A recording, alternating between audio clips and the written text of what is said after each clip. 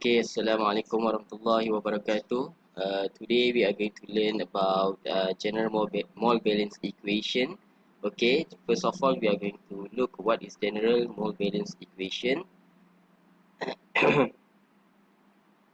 and then we are going to derive the mole balance equation for batch reactor, and then CSTR, plug flow reactor, and last but not least is PBR. In general, any reactor, the general mole balance for reactor is consists of um, molar flow rate of species in, okay, in from here in, and then out here out, and generation,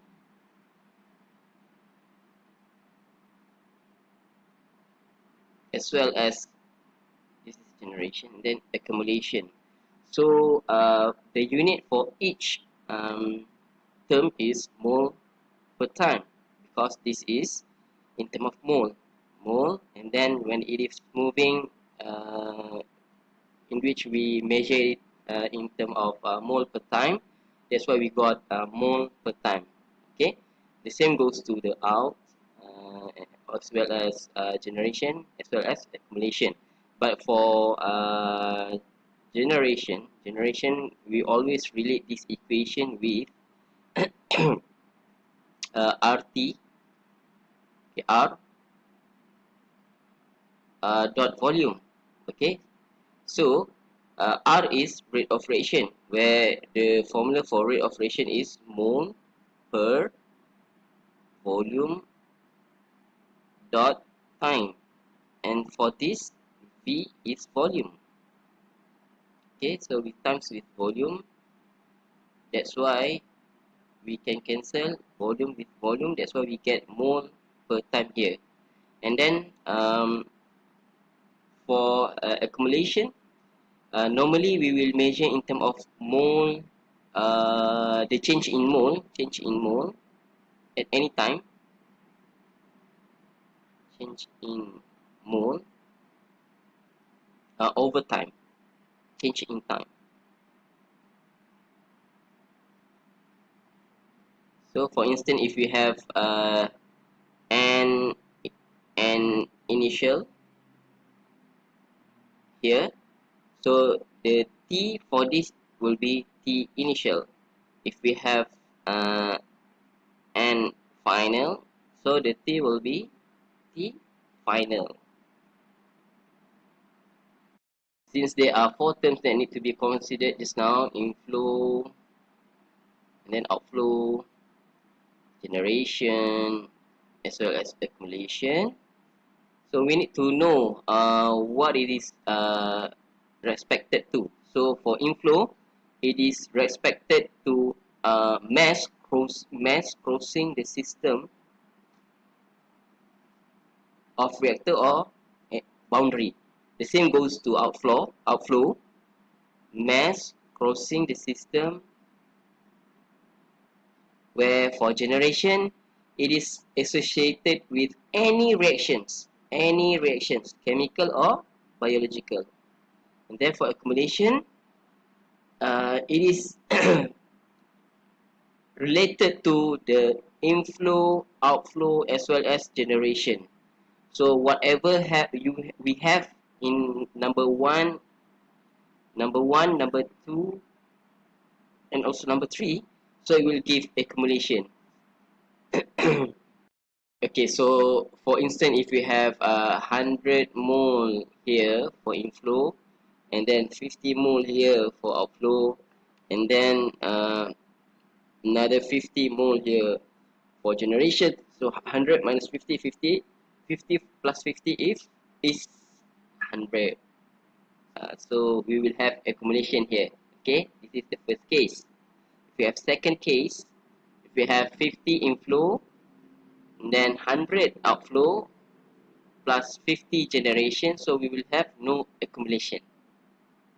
So it explains the definition of accumulation here, where it is associated with the actual accumulation or loss of mass from the system resulting from combined effect, okay, combined effect of inflow, outflow, and reaction. Reaction is related to generation. And if you want to derive the general mole balance equation, we need to know whether it is specially uniform or not specially uniform. Specially uniform means no concentration or temperature gradients, means no change, okay, no change. For CSR, batch and semi-batch, we know them as specially uniform. But for PFR, it is known as not specially uniform because the concentration is continuously changing. If you look at this, it has delta V1, delta V2, and then it can have delta V3 up to delta V infinity. General equation for generation term is, like I have mentioned to you just now, R times this V, where R is the rate of reaction. We have moles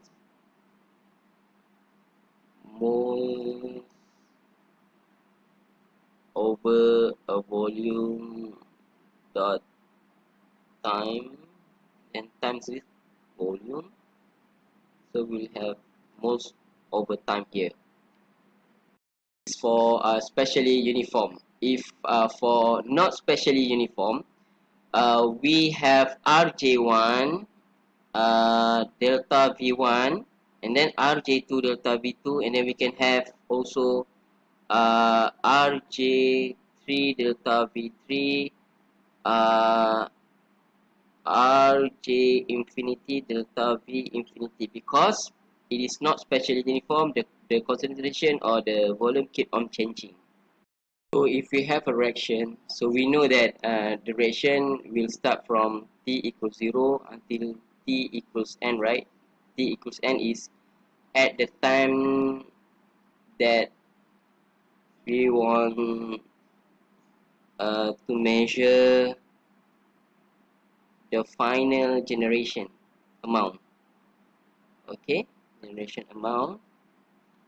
So we can use this formula where this is the summation formula.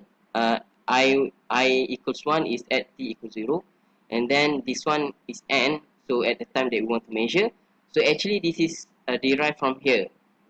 If we have rj1 delta v1 plus rj2 plus delta v2 plus rj3 delta v3 plus rjn delta vn. So we can express this in terms of summation like this. This is to simplify the thing, and then we can take a limit. Okay, take a limit. What does it mean?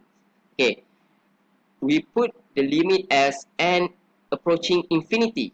Okay, because we don't know when the reaction will be finished, so we put it as approaching infinity, and then the change in volume is 0 here. Okay, approaching 0, no change in volume. We have learned in our secondary school, if we have any limit for any equation, so we can express it in terms of the integration like this. Okay, so we can express this term, and then it will become integration of rj dv. Okay, so since we have derived the equation for generation like this, like in the previous slide, okay, we can express the general mole balance on system volume as Fa naught, which is this is input minus output plus generation, and then equals accumulation, where in which the unit for each of these is moles over time. Okay, moles over time, moles over time, moles over time. Now we are going to derive the mole balance for batch reactor. So this is the general mole balance, right, that we have derived previously. So as we know, for batch reactor, there is no flow in and flow out, because it is a batch reactor. So this term we can make it as 0, 0, 0. So the equation will be left with this term only, these two terms, okay, here. And then we need to solve this, or we can derive this further, okay, where we know that for this we have um, v equals 0 and v equals 1, okay, if you want to derive this. And then we know that this is a constant, we can put it outside, we can do like this, derive 1 ev, right? We have learned during our secondary school how to solve this. So we have the limit from v0 till v1. So we derive this, we will get ra in terms of v 0 to 1. So we will have ra b minus ra 0, right? Because ra